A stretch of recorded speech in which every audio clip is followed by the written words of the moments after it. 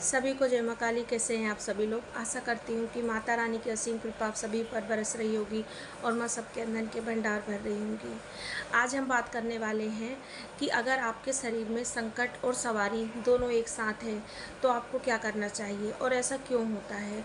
और दूसरी चीज़ ये कि अगर आपके पास एक से ज़्यादा सवारियाँ हैं तो ऐसा क्यों होता है और क्या ये होता है सच में कि शरीर में एक से ज़्यादा सवारियाँ आ सकती हैं। तो वीडियो में अंत तक बने रहिएगा और वीडियो अच्छी लगे तो कमेंट में जय माँ काली ज़रूर लिखिएगा। जो सवारी वाले हैं, सिद्धि वाले हैं, उनको वीडियो शेयर ज़रूर कीजिएगा ताकि उनको भी इन्फॉर्मेशन मिल सके। और चैनल पे नए हो तो चैनल को सब्सक्राइब जरूर कीजिएगा। देखिए क्या होता है कि सबसे पहले हम बात करते हैं कि अगर सवारी और संकट साथ में हो तो क्या होता है। देखिए सवारी और संकट दोनों ही ऊर्जा होती हैं। फ़र्क इतना होता है कि एक पॉजिटिव ऊर्जा होती है और एक नेगेटिव ऊर्जा होती है।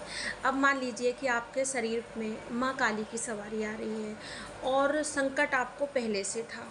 ठीक है, शरीर में आपको संकट पहले से था और आपको फिर सवारी आने लगी।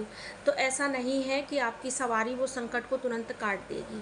ऐसा नहीं होता है कि आपकी सवारी आई अभी और आपके संकट अगर आपके शरीर में है या था पहले तो वो काट देगी। या फिर आपके शरीर में सवारी आती थी लेकिन बाद में कोई संकट आपको हो गया ऐसे तो आपका वो संकट दूर कर देगी। ऐसा नहीं होता है। ऐसा क्यों नहीं होता है ये मैं आपको बताती हूँ। देखिए जब सवारी आती है, मान लीजिए आपको 2-3 साल का संकट है आपके शरीर में कोई और आपको सवारी अभी आई है, ज़्यादा समय नहीं हुआ है, 6 महीने साल भर अभी हो रहा है। आपकी पूजा भी उतनी नहीं है, आप बहुत ज़्यादा मंत्र जाप नहीं करते। देखिए ऊर्जा आपको कोई कितना भी बोल दे लेकिन ऊर्जा जो होती है ना वो मंत्र जाप से ही बढ़ती है, सवारी की शक्ति की। तो अगर आप मंत्र जाप नहीं करते हैं तो ऊर्जा जो है वो सवारी की नहीं बढ़ेगी और जो नकारात्मकता होती है उसकी ऊर्जा जो होती है वो शुरू से ही स्टार्टिंग से ही ज़्यादा होती है। तो अगर आपकी सवारी को अभी आज ज़्यादा समय नहीं हुआ है तो वो जो सवारी है उसकी सवारी से ज़्यादा नकारात्मकता की ऊर्जा रहेगी, उस सवारी की ऊर्जा से ज़्यादा नेगेटिविटी की ऊर्जा रहेगी। जिसके कारण क्या होगा कि सवारी जो है आपकी जब सवारी आएगी तो आपको पॉजिटिव नहीं आएगी, आपको सबसे पहले नेगेटिव ही सवारी आएगी। भले चाहे आपके साथ में देवी देवता की सवारी चल रही है तो क्या हुआ, क्योंकि यहाँ पे सारा खेल ऊर्जा का है। आप अपनी सवारी, अगर आपको सवारी प्राप्त है, चाहे वो एक देवी देवता की प्राप्त है चाहे कितने भी देवी देवता की प्राप्त है, लेकिन अगर आप अपनी उनकी ऊर्जा नहीं आप बढ़ा रहे हैं, आपकी ऊर्जा नहीं बढ़ रही है तो आपकी सवारी जो है वो कम ही ऊर्जा में रह जाएगी। देखिए नई नई सवारी जो होती है जिसको आए हुए अभी साल भर 6 महीने होते हैं वो क्या होती है, वो एक छोटे बच्चे के समान होती है। जैसे एक बच्चे को हम लोग खिला पिला कर पाल पोस कर बड़ा करते हैं, उसकी केयर करते हैं, वैसे ही आपको सवारी के लिए भी आपको करना पड़ता है। उसके भोग प्रसाद देना, समय समय से पूजा करना, ये सब करते हैं। लेकिन होता क्या है कि जब सवारी आती है तो सबसे पहले तो सब लोग पूछा लेना शुरू कर देते हैं और उस पर विश्वास भी कर लेते हैं। सवारी जब शुरू में स्टार्टिंग में नई नई आती है उस समय आपको ज़्यादा सवारी की बात पर भरोसा नहीं करना है क्योंकि उस समय उसकी ऊर्जा बहुत कम होती है। इसीलिए बहुत से लोग कहते हैं कि सवारी के वचन जो हैं वो झूठे हो जा रहे हैं। क्यों हो जा रहे हैं? क्योंकि आपकी सवारी की ऊर्जा जो है वो नहीं है। ऐसा नहीं है कि वचन झूठे हो रहे हैं तो आपको भूत प्रेत की सवारी है, नहीं, ऐसा नहीं है। आपकी सवारी की ऊर्जा कम है। जैसे जैसे वो ऊर्जा बढ़ेगी, आपकी सवारी की ऊर्जा बढ़ेगी, वैसे वैसे क्या होगा, उसके वचन जो हैं वो सही होते जाएंगे और वो फिर सवारी आपकी सुरक्षा करेगी, आपको राह दिखाएगी, आपको रास्ता दिखाएगी।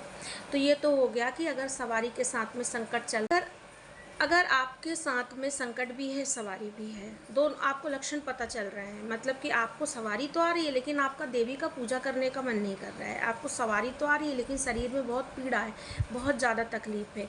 देखिए एक तकलीफ वो होती है कि जो सवारी आने पर होती है, जब सर घुमाते हैं, क्योंकि उस समय हाथ पैर कंट्रोल में नहीं होते, लेकिन वो इतना दर्द नहीं होता है, इतनी तकलीफ आपको नहीं होगी जितना कि आपको अगर नेगेटिव सवारी आ रही है तब होती है। पॉजिटिव सवारी की ये बड़ी खासियत होती है कि पॉजिटिव सवारी जब आती है तो उसके जाने के बाद आपको थोड़ा बहुत महसूस होता है, लेकिन ऐसा नहीं होता कि आप बिल्कुल बिस्तर से ही नहीं उठ पा रहे हैं, ऐसा नहीं होता है।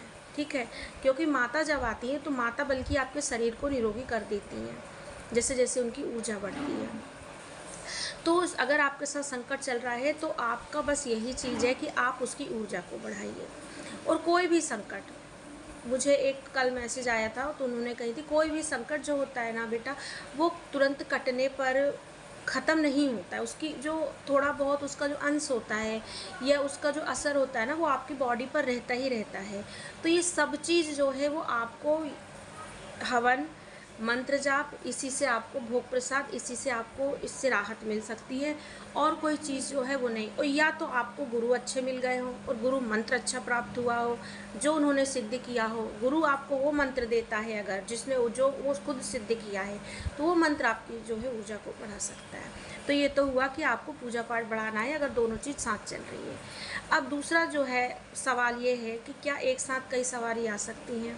तो देखिए क्या होता है, जैसे हम माँ काली की पूजा कर रहे हैं, हमको माँ काली इष्ट है हमारी, हमें उनकी सवारी आ रही है। उनके सहायक देवी देवता भी होते हैं, फिर आपके कुल देवी देवता भी होते हैं। तो ये जो होते हैं, तो इनकी सवारी जो होती है वो सवारी के साथ में आ जाती है, क्योंकि वो ऊर्जा ही है वो। आपको अगर एक से ज़्यादा भी सवारी आ रही है तो ऊर्जा का ही रूप है। तो वो सवारी जब आपके शरीर में आती है आपके इष्ट के साथ में, और भी जो सवारियाँ आपको आने लगती हैं, तब आपको क्या होता है, एक ही समय पे, ऐसा नहीं होता है लेकिन कि सारी सवारी आपको साथ में आ जाए, कि एक ही समय पे आपको माँ काली भी आ जाएंगी, बाबा भी आ जाएंगे, माँ दुर्गा भी आ जाएंगी सवारी। नहीं, एक समय पे आपको एक ही सवारी आएगी, आपको सारी सवारी एक साथ नहीं आएगी। तो अगर आपको एक से ज़्यादा सवारी आ रही है तब आपको क्या करना चाहिए? अगर आपको एक से ज़्यादा सवारी आ रही है, देखिए जब आपको आपके पास शक्ति आई है या आपने ली है, किसी भी तरह से गुरु से प्राप्त की है कुछ भी, तब आपको सेवा तो करनी पड़ेगी।